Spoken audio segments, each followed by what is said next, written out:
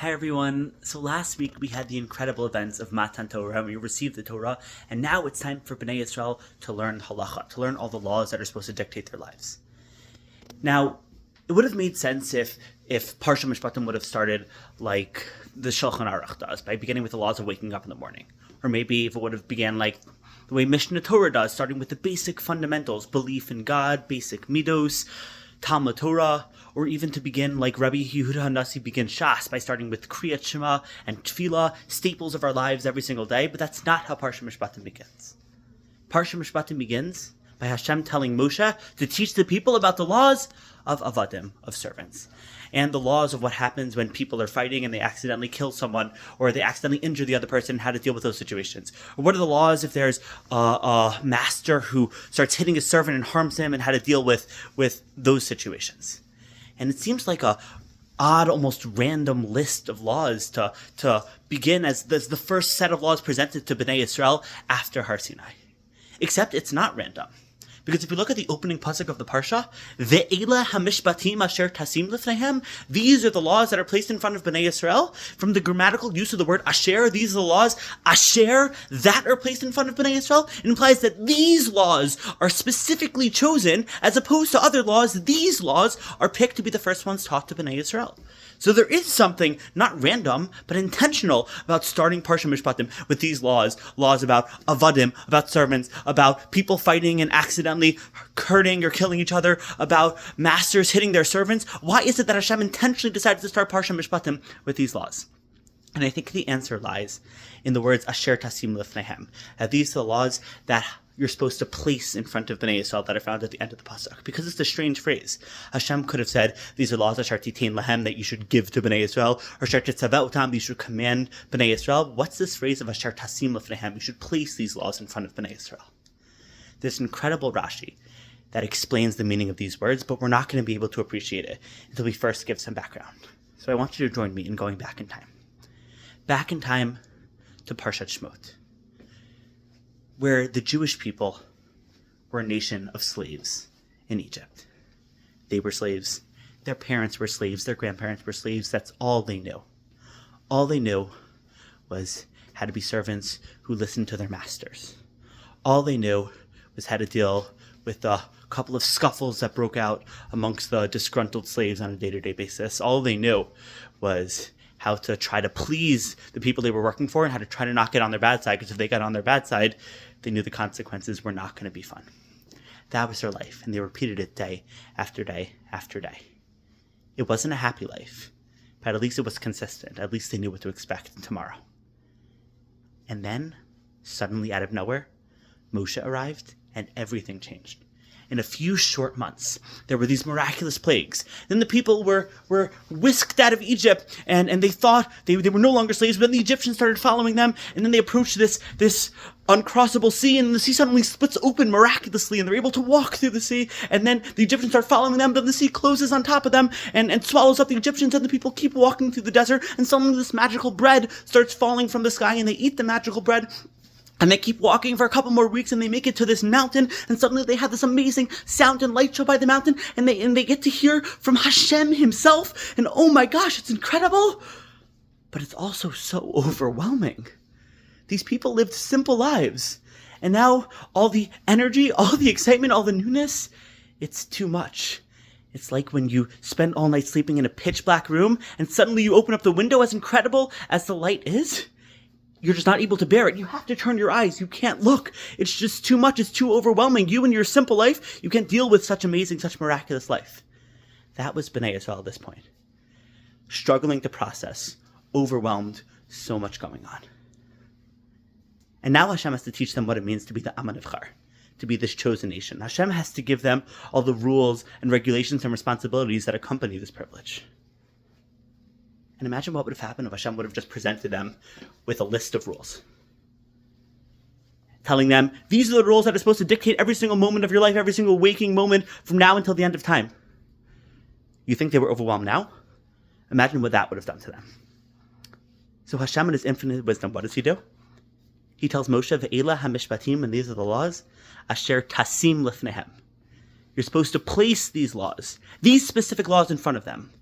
What does Asher Tasim Lefnehem mean? Rashi explains as follows. Amar lo HaKadosh Baruch Hu Moshe. Hashem said to Moshe, Lo ta'ala al da'atcha. Don't you think, lomar, to say that ashne lahem haperek v'ha'alacha shnayim o shalosh pamim, that I'm going to teach the Jewish people the halacha 2 times, 3 times, a couple of times, until they're fluent, they understand, they're able to spit back and mimic the bullet points back to me. Don't think that that's enough. Don't think, Don't think,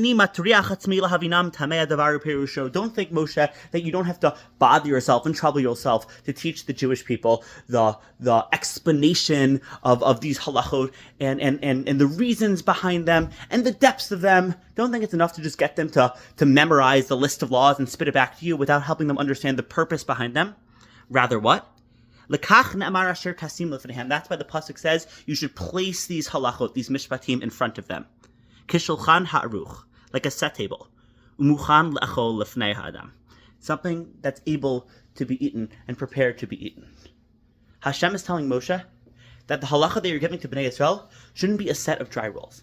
It's supposed to be something palatable. It's supposed to be something edible. And what Hashem was doing at the beginning of Parshat Mishpatim was saying, Bnei Yisrael, I know you're so overwhelmed by everything coming on. Yes, I freed you from slavery, and yes, I'm sure you're happy that you're not doing backbreaking labor every day, but I understand that it's a lot to process, and all the newness and all the energy, all the excitement, it can be overwhelming.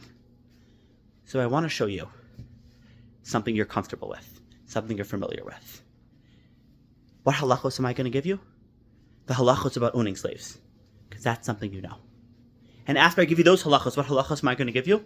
The halachos about what happens when 2 people are fighting and one person accidentally kills the other, one person accidentally injures the other, how you deal with those situations. Because that's something they knew from Egypt. We see that with the story of Datan and Aviram in the beginning of Parshat Shemot, that people fought all the time in Egypt. And Hashem says, what other halachos am I going to give you? I'm going to give you the halachos of what happens when a master hits their servant and injures him, what punishment we give to the master. Because that's unfortunately something they also knew from Egypt. We also have a story about that in the beginning of Parshat Shemot. And Hashem said, I'm intentionally selecting specific halachot about things that you're familiar with to begin the list of laws to show you that halacha isn't this scary, isolating, overwhelming list of rules, but rather it's something that relates to your specific life. That in halacha, there is a place for you. I like to think of halacha like a blanket, right? A blanket, if you use it incorrectly, it can be suffocating. But if you know how to use a blanket properly, you're able to wrap yourself in it, and it's able to keep you warm and cozy when it's cold outside. And halacha is the same way. Halacha, if you don't understand it properly, if Moshe just taught it 2 or 3 times and had them spit back bullet points, it could seem overwhelming. But if you understand what halacha is really about, then it could be like a blanket. There to keep you warm, to keep you cozy when times are cold. When you don't know how to move forward, halacha tells you how to move forward. Halacha isn't meant to be a burden, but rather it's tasim lefneihem, it's there in front of us to help us for our benefit. In positive times, halacha tells us how to celebrate, how to react. But I think in the past couple of years, we've seen it most in negative times. But I can't tell you how many times over COVID people commented how comforting it was that when the world was full of so much chaos and no one knew how to move forward in these unprecedented times, halakha had answers. And poskim were able to write chuvos and explain how we're supposed to deal with these issues. When we didn't have a voice, halakha did. It had the structure, it had the framework for us. And we've noticed it a lot since October 7th. Right? It's been an extremely tumultuous time for the Jewish people. And it's very easy to freeze and not know how to move forward. But even if we may have not known, halakha knew how to move forward. Halakha told us immediately rules about how we're supposed to adapt our davening to the time going on. About how soldiers are supposed to navigate wartime with regards to being successful in battle, but also making sure to keep halakha and deal with Shabbos and kashrus and the like. We were taught the halachos of Pidyon Shvuim about redeeming hostages. When we didn't know what to say, when we didn't know how to move forward, halakha did. Halakha was there for us. Now today we received the tragic news about the Bibas children, Kfir and Ariel, who we had hoped were alive, and today we received their bodies. I heard the news in the morning, but it wasn't until a certain point in the middle of the day where it just hit me. and I kind of froze and I didn't know how to move forward. And then I realized that I may not know, but Halakha knows how to move forward.